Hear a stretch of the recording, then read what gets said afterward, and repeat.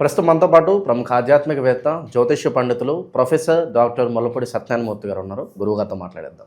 నమస్కారం గురు. నమస్కారం మణికంఠ గారు. గురుగారు, ఉగాది రాశి ఫలితాలు మనం చర్చించుకుందాం. శ్రీ పరాభవ నామ సంవత్సరంగా పిలువబడుతుంది ఈ సంవత్సరం. ముఖ్యంగా మేషరాశి వాళ్ళకి ఈ కొత్త సంవత్సరం ఏ విధంగా ఉంటుంది, సంవత్సరం మొత్తం కూడా ఎటువంటి జాగ్రత్తలు తీసుకుంటే బాగుంటుంది అంటారు? ముందుగా మనము ఈ యొక్క పరాభవ నామ సంవత్సరం ఉగాది శుభాకాంక్షలు మన ప్రేక్షకులకి సబ్స్క్రైబర్లకి చెప్దాం. మొట్టమొదటిగా ఈ యొక్క మేషరాశి వారికి ఆదాయం 11 ఉంది, వ్యయము 5 ఉంది. అంటే ఖర్చు తక్కువ ఉంది, వచ్చే ఇన్కమ్స్ ఎక్కువ ఉన్నాయి. తర్వాత రాజ్యపూజ్యం 2, గౌరవం 2 ఉంది, అవమానం 4 ఉంది. అంటే అవమానం పాళ్ళు ఎక్కువ అపనిందలు ఇవన్నీ కూడా పడతారు. ఈ యొక్క మేషరాశి వారికి ఆల్రెడీ ఇప్పుడు ఏలినాటి శని జరుగుతుంది. కాబట్టి ఈ ఏలినాటి శని ప్రభావం వలన అవమానాలు గ్యారంటీగా జరుగుతాయి. అదే చెప్పారు, అవమానాలు 4 ఉంటాయి, గౌరవం 2 ఉంటుంది. ఎప్పుడు గౌరవం వస్తుంది? మనం అవతల వాళ్ళకి మనం ఖర్చు పెట్టినప్పుడు వస్తుంది. మనం ఇక్కడ వ్యయం 5, ఖర్చు పెట్టరు, పిసినారోళ్ళు అయిపోతారు మొత్తం మేషరాశి వాళ్ళంతా. అందుకని ఖర్చు పెట్టకపోతే ఎందుకు పోగొడతారు? కాబట్టి ఈ సంవత్సరంలో అంతా కూడా మేషరాశి వాళ్ళు ధనాన్ని పోగేసుకోవడమే అన్నమాట. ఇకపోతే ఈ ఏలినాటి శని ప్రభావం వల్ల చాలామందికి పాపం హాస్పిటల్కి వెళ్ళడం, హాస్పిటల్ ఖర్చులు ఇలాంటివి ఉంటాయి. ఇక్కడ ఖర్చు 5 అని చెప్తుంది. అంటే ఏంటి, మనకి హాస్పిటల్కి వెళ్ళక్కర్లేదు, రోగాలు వచ్చినా చిన్న చిన్న బుల్బులి జ్వరాలు ఇలాంటివే ఈ రొంపలు వస్తాయి. కాబట్టి ఈ ఏలినాటి శని ప్రభావంలో మేషరాశి వారికి మనకి మొదట 6 నెలల వరకు కూడా పూర్వార్థం ప్రథమార్థం మనం తీసుకున్నప్పుడు ఈ మొదట 6 నెలలు జూన్ 2, 2026 సంవత్సరం వరకు మనకి అక్కడ వరకు గురుడు మిథున రాశిలో ఉంటున్నాడు. ఆ తర్వాత ఆయన మారిపోతున్నాడు. అంటే మనకి ఉగాది అనేటటువంటిది దగ్గరగా మనకి సెప్టెంబర్ నెల వరకు మనం మాసాలు కనుక తీసుకున్నట్లు ప్రథమార్థం వస్తుంది. ఆ ప్రథమార్థంలో వీళ్ళకి మధ్యమ ఫలితాలు అనేటటువంటివి ఇస్తాయి. ఆదాయాలు బ్రహ్మాండంగా పెరుగుతాయి. మీడియా రంగంలో ఉన్నటువంటి వాళ్ళందరూ కూడా చాలా కష్టపడతారు. ఈ యొక్క కష్టానికి తగినటువంటి ఫలితము ఈ రాశి వారికి రావడం అనేటటువంటిది జరుగుతుంది. విదేశాలకి వెళ్ళడం అనేటటువంటిది చాలా ఈజీగా అవలేలగా వీళ్ళు వచ్చేస్తాయి. విదేశాల్లో ఉన్నటువంటి ఉద్యోగాలు చేస్తున్నటువంటి వాళ్ళు ఎవరైతే ఉన్నారో అటువంటి వాళ్ళకు ఉద్యోగాలు పోయినటువంటి వాళ్ళు ఉన్నారు, స్టూడెంట్స్కి ఉద్యోగాలు రానటువంటి వాళ్ళు ఉన్నారు. వీళ్ళందరికీ కూడా ఉద్యోగాలు రావడానికి అవకాశాలు ఉన్నాయి. అలాగే మనకి ఈ రాశి వారికి అందరికీ కూడా మనకి సంతానం లేనటువంటి వాళ్ళు, ఈ సంతానం లేనటువంటి వాళ్ళకి సంతానం కలగడానికి కూడా అవకాశాలు ఉన్నాయి. కర్మకారకుడైనటువంటి శని కర్మ బంధాల్లో ఇరికిస్తాడు. వివాహాలు చేసుకోరవై వీళ్ళతో నువ్వు పడుండు ఒక 30-40 సంవత్సరాలని, పిల్లల్ని పెంచు అని ఇలా బాధ్యతలను అప్పచెప్పేస్తాడు. అయితే ఈ యొక్క ఏలినాటి శని సమయంలో మేషరాశి వారికి చాలామందికి పితృవియోగాలు, మాతృవియోగాలు కలగడానికి అవకాశాలు ఉంటాయి. అది సహజం, అది ముసలోళ్ళు అయిపోతారు. వాళ్ళు ఏలినాటి శని సమయంలోనే బంధాలు ఇరికించడాలు, బంధాలు తొలగించడాలు ఇవన్నీ కూడా ఉంటాయి. కాబట్టి ఈ రాశి వారి అందరూ కూడా మనకి వ్యవసాయం చేసేటటువంటి వాళ్ళని మనం తీసుకున్నప్పుడు ఈ రాహువు ఈ ప్రథమార్థంలో మనకి కుంభరాశిలోనే ఉంటాడు. కాబట్టి అక్కడ సక్సెస్ఫుల్గా ఈ యొక్క మేషరాశి వారంతా కూడా వ్యాపారాల్లో ముందుకు వెళ్ళిపోతారు. ఏ రకాల వ్యాపారాలు చేయాలి? ఎలక్ట్రికల్ షాపులు, ఎలక్ట్రానిక్స్ గూడ్స్లు, తర్వాత ఈ యొక్క సర్వీస్ అండ్ సేల్స్, ఎలక్ట్రానిక్స్ వస్తువులు, కంప్యూటర్స్, ఇలాంటివన్నీ కూడా వీళ్ళు బ్రహ్మాండంగా సాధిస్తారు.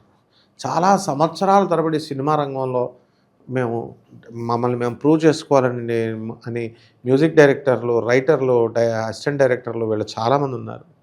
వీళ్ళకి ఈ యొక్క ఏలినాటి శని సమయంలో కాస్త రిలీఫ్ అనేటటువంటిది దొరుకుతాయి. వీళ్ళకి అనుకూలంగా కొంతమంది ప్రొడ్యూసర్లు దొరకడం, ఆ సినిమాలు వీళ్ళ కోరికలు తీరడం అనేటటువంటివి జరుగుతాయి.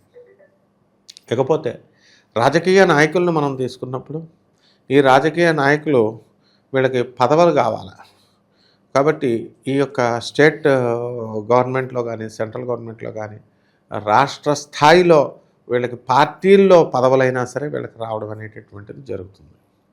కాబట్టి మేషరాశి వారికి ఈ యొక్క ఈ మొత్తము ఈ పరాభవనామ సంవత్సరం అంతా కూడా మధ్యస్థంగా ఉంటుంది. అయితే ఈ సంవత్సరం పేరే పరాభవం కాబట్టి మొత్తం అవమానాల పాళ్ళే ఎక్కువ ఉంటాయి. మొత్తం ఈ సంవత్సరం పుట్టేటటువంటి వాళ్ళందరూ కూడా అవమానాల పాలే అవుతాయి. 60 సంవత్సరాల బ్యాక్ పరాభవనామ సంవత్సరం 1966లో వచ్చింది. ఆ 1966లో పుట్టినటువంటి వాళ్ళ చరిత్ర అంతా కూడా మనం అబ్జర్వ్ చేస్తే వీడియోలో కామెంట్స్ పెట్టచ్చు అనమాట. అంటే మనం కేస్ స్టడీ ఇస్తున్నాం వాళ్ళకి. వాళ్ళ లైఫ్ స్టైల్స్ ఎలా ఉన్నాయి అంటే, వాళ్ళ కెరీర్లు బాగున్న వాళ్ళకేమో ఆరోగ్యాలు బాగోకపోవడమో, లేకపోతే అవమానాల పాలవడమో, లేకపోతే అవమానాల పాలైనటువంటి వాళ్ళకేమో కొంచెం ఉద్యోగాలు లేకపోవడమో, ఏదో ఒక ప్లస్ ఒక మైనస్, కొంచెం కీర్తి ప్రతిష్టలు రావడమో, ఇలా ఏదో ఒక రకంగా ఈ యొక్క ప్రథమార్థం అప్పుడు 1966, 67 ఉగాది వరకు, 66 ఉగాది నుంచి 67 ఉగాది వరకు జరిగిందనమాట. కాబట్టి వాళ్ళ సక్సెస్ఫుల్గా అయినటువంటి వాళ్ళ చరిత్ర తక్కువ ఉంది. కాబట్టి ఈ సంవత్సరం 1966 డిసప్పాయింట్ అయినా మనం ప్రేక్షకులకు ఉన్నదన్నట్టు చెప్పాలి. This is not an auspicious year. మంచిది కాదు. డిసప్పాయింట్ మనం చేసినా కూడా కఠినంగా చెప్పాలి. ఎందుకంటే మనం మభ్యపెట్టి వాళ్ళని భ్రమలో పెట్టి మేము ఇంద్రుడైపోతాం చంద్రుడైపోతాం అని భ్రమంలో ఊగిపోతూ it's not a good symbol. So దీని నుంచి తప్పించుకోవచ్చు వీళ్ళు. కర్మ తప్పించుకోవడం కోసం ఏం చేయాలి? అనాథ పిల్లలకి, సాధువులకి, తర్వాత వికలాంగులకి, పేదవారికి ఇవ్వాలి. పేదవారికి రూపాయి ఎవరు వాళ్ళు? ఇప్పుడు వికలాంగులు దయ ఉండదు. తర్వాత మాకు చేస్తామండి వాళ్ళ విలాసాలకి, బర్త్డే పార్టీలకి కేకులు పార్టీలు ఫంక్షన్స్ ఇస్తారు. అనాథ పిల్లలకి ఇస్తే 100 రూపాయలు ఇస్తారు. అది కూడా ఎవరిని వాళ్ళు ఉన్నారు.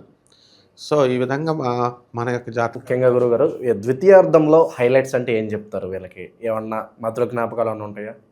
డెఫినెట్గా ఉంటాయి మధుర జ్ఞాపకాలు. ఈ లవర్స్ ఉంటారు కదా, లవర్స్ హ్యాండ్ ఇచ్చి వెళ్ళిపోతారనమాట. అదే మధుర జ్ఞాపకాలుగా దేవదాసులు అయిపోతారనమాట వీళ్ళంతా కూడా. ఎందువల్లంటే ఈ మేషరాశి వాళ్ళకి ఏలినాటి శనిలో ఎంతసేపు కూడా ఆధ్యాత్మిక సాధన అనేటటువంటిది ఉండాలి. దేనికి ఫస్ట్ ప్రయారిటీ ఇవ్వాలి అనేటటువంటిది వీళ్ళకి అర్థం కాదు. దేవుడికి ఫస్ట్ ప్రయారిటీ ఇవ్వాలి. దేవుడు మనకి ఎప్పుడూ ఎల్లకాలము ఉండేటటువంటి వాడు. అది చెప్పినా సరే వీళ్ళు వినరు. అమ్మాయికే ప్రధాన ప్రాధ్యత, ఫస్ట్ ప్రయారిటీ ఇస్తారు. ఆడవాళ్ళది ఏముందండి? మా నాన్న నాకు వేరే పెళ్లి చేస్తున్నాడు, నేను చేసేసుకుంటున్నాను బాయ్ అని సింపుల్గా చెప్పి వెళ్ళిపోద్ది. సో వీళ్ళంతా కూడా బాటిల్ పట్టుకోవడం, దేవదాసులు అయిపోవడం ఉంటుంది. సో ఇదే మధుర జ్ఞాపకాలు అనమాట మేషరాశి వారికి ద్వితీయార్థంలో. అయితే ఈ యొక్క గురుగ్రహము మనకి కర్కాటక రాశిలోకి వస్తున్నాడు. దానివల్ల ఆ పనులు అన్నీ కూడా 1కి 2 సార్లు ప్రయత్నించుకోవాల్సినటువంటి పరిస్థితి ఉంది. లేదంటే మేము చాలామంది చూడండి అసలు ఓపికలు లేవన్నమాట. ఇంత కష్టపడి మన గురించి జాతకాలు చెప్తున్నారా, ఇంటర్నేషనల్ యాంకర్ మా మణికంఠ గారు అడుగుతున్నారు అని వెయిట్ చేద్దామని ఉంటారు. ఇలా స్కిప్పింగే చెప్పేవాళ్ళు ఎవర్రా, కొంచెం చూద్దామని ఉండదన్నమాట. అలాగా ఒక్కసారికి పని అవ్వకపోతే రెండోసారి అప్లై చేయరు. ఎలాగవుద్ది? అప్పుడు అవ్వదు. కాబట్టి ఓపిక కావాలి వీళ్ళకి. గురుగారు, వీళ్ళకి ఈ సంవత్సరం టర్నింగ్ పాయింట్ అంటే ఏం చెప్తారు? ఏదైనా టర్నింగ్ పాయింట్ ఉందా? గత కొన్ని సంవత్సరాలుగా జరక్క ఈ సంవత్సరం వీళ్ళకి అది వరుస్తుందంటే ఏం చెప్తారు? పెళ్ళిళ్ళు అవుతాయి, అదే పెద్ద టర్నింగ్ పాయింట్. గయ్యాలు వెళ్ళాలి రారు, ఇంకా పెద్ద టర్నింగ్ పాయింట్. సో ఈ పరాభవనామ సంవత్సరంలో పుట్టినట్లకి ఒక లక్ ఉందన్నమాట. అంటే చాలామందికి ఇన్సిడెంటల్స్గా మనం తీసుకున్నప్పుడు 1966లో మొదటి వైఫ్తో దెబ్బలాటలు వచ్చి విడిపోయిన వాళ్ళు ఉన్నారు, వీళ్ళ తప్పు లేకుండా. So history repeats. కాబట్టి ఎవరైతే పెళ్లి చేసుకుంటున్నారో ఈ రాహువు మరి మకర రాశిలోకి నవంబర్ 25వ తేదీ తర్వాత వస్తున్నాడు. కాబట్టి ఎట్టి పరిస్థితుల్లో కూడా జాగ్రత్తగా చూసుకోకపోతే వాళ్ళ వివాహాలు బ్రేక్ అవ్వడానికి అవకాశాలు ఉంటాయి. ఉగాది పచ్చడి గురుగారు షడ్రుచుల సమ్మేళనం అంటారు కదా. సో మరి వీళ్ళకి ఈ సంవత్సరంలో తీపి, చేదు ఇలా ఫ్లేవర్స్లో ఏది ఎక్కువ తగులుద్ది అంటారు? ఈ యొక్క మేషరాశి వారికి నిజం చెప్పాలంటే చేదు అనుభవాలు ఎక్కువగా జరుగుతాయి. అయితే చేదు అనేటటువంటిది మనకి శనీశ్వరుడు ఏలినాటి శని జరుగుతుంది కాబట్టి వీళ్ళకి దాన్ని మధుర ఫలంగా తీసుకోవాలి. అంటే failure is the stepping stone of the success అన్నాం. ఫెయిల్యూర్స్ వస్తే సక్సెస్ వస్తుంది. కాబట్టి డెఫినెట్గా వీళ్ళకి ఈ మ్యారేజెస్ ఏం కావాలి, ఇంకా మ్యారేజెస్ అవుతాయి, సంతానాలు లేని వాళ్ళు సంతానాలు కలుగుతాయి, అపనిందల పాలు అయిపోతారు. If they touch any women అంటే జస్ట్ వెళ్ళి మాట్లాడినా సరే they will be put under bars, అంటే వాళ్ళు కేసు పెట్టేస్తారు. అంటే కారాగార గృహం వెయిట్ చేస్తూ ఉంటుంది మేషరాశి వాళ్ళు ఎప్పుడు వస్తారో దా దా దా అని. కాబట్టి జాగ్రత్తగా ఉండాలి ఆడవాళ్ళతో వ్యవహారం. మరి ఈ సంవత్సరం అంతా వీళ్ళు చేసుకోవాల్సిన పరిహారాలు ఏంటి? ఎక్కువగా ఏ దైవాన్ని ఆరాధించాలి? ఎటువంటి క్షేత్రాలు దర్శిస్తే బాగుంటుంది అంటారు? ఈ ఏదో రొటీన్గా మనం చెప్పడం తప్ప క్షేత్ర దర్శనాలు లేకపోతే ఈ యొక్క అంటే పాటించే వాళ్ళు కొంతమంది అన్న ఉంటారు కదా, వారికి ఉపయోగపడుతుంది. అదే వాళ్ళు ఏమనుకుంటున్నారంటే హనీమూన్ వెళ్ళినట్టు, ఎక్స్కర్షన్కి వెళ్ళినట్టు, లేకపోతే ఏదో యాత్రలకు వెళ్ళినట్టు ఎంజాయ్ చేస్తూ వెళ్తున్నారు. దానివల్ల వీళ్ళకి ఫలితాలు రావట్లేదు. యాక్చువల్గా భక్తితో వెళ్ళాలి. ఒక 10 మంది భక్తుల్ని వీళ్ళు ఫ్రీగా తీసుకెళ్ళాలి. అది కాన్సెప్ట్. వీళ్ళంతకు వీళ్ళ చుట్టాలు వీళ్ళు వెళ్తే ఏముంది, పేదవారిని తీసుకెళ్ళండి, తీర్థయాత్రలకు చూపించండి. గణగాపురం వెళ్ళాలి, దత్తాత్రేయ స్వామి వారి యొక్క అష్టతీర్థాల్లో వీళ్ళు స్నానాలు చేసుకోవాలి. తర్వాత గురుదేవుడైనటువంటి దత్తాత్రేయ స్వామి వారి యొక్క దర్శనం చేసుకోవాలి. శ్రీనివాసుడి యొక్క తిరుమల తిరుపతి దేవస్థానం మరి అంత అద్భుతంగా వాళ్ళు ఏర్పాట్లు చేస్తున్నారు. శ్రీనివాసుడిని పూజించాలి. తర్వాత వరాహస్వామి వారిని ఆరాధించాలి. అలాగే పేదవారికి కనీసము 21 మందికి అన్నదానం చేయాలి. అలాగే పుస్తక వితరణ, గురుచరిత్ర పుస్తక వితరణ ఒక 21 పుస్తకాలు కొని ఇతరులందరికీ కూడా వీళ్ళు పంచాలి. ఈ రకంగా వీళ్ళు కనుక రావి చెట్టు చుట్టూ ఏలినాటి శని జరుగుతుంది కాబట్టి రావి చెట్టు చుట్టూ ప్రదక్షిణాలు చేస్తూ ఓం శనీశ్వరాయ నమః అంటూ, అలాగే మనకి ఈ యొక్క శని జపము, శని స్తోత్రము, శనికి కిలోంపావు నల్ల నువ్వుల్ని నల్లని వస్త్రాన్ని ఇచ్చి పేద బ్రాహ్మణులకి శనివారం నాడు ఉదయం 8 గంటలకు కనుక దానం చేసుకుంటే బ్రహ్మాండంగా ఉంటుంది ఈ సంవత్సరం. ఓవరాల్గా ఈ పరాభవ నామ సంవత్సరంలో మేషరాశి వాళ్ళందరికీ ఎటువంటి పరిస్థితులు ఎదురవుతాయి? చాలా మంచి విశ్లేషణ అందించారు. ధన్యవాదాలు. ధన్యవాదాలు.